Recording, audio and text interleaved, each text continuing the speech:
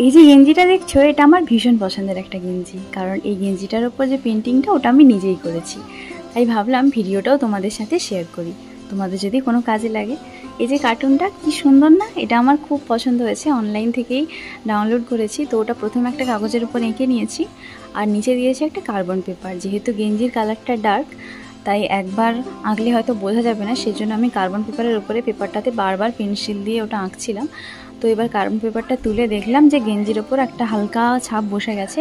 তো যেহেতু ডার্ক গেঞ্জি, তাই পেন্সিল দিয়ে করলে তো বোঝা যাবে না, সেজন্য আমি ইউজ করেছি হোয়াইট গ্লাস মার্কিং। তো তোমরা পেন্সিল দিয়েও করতে পারো।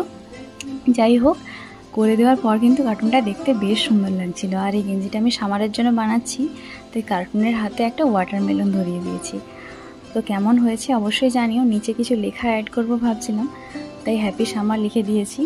নেক্সট পার্টে বাদ বাকিটা দেখাচ্ছি, কেমন লাগলো অবশ্যই জানিও। টাটা।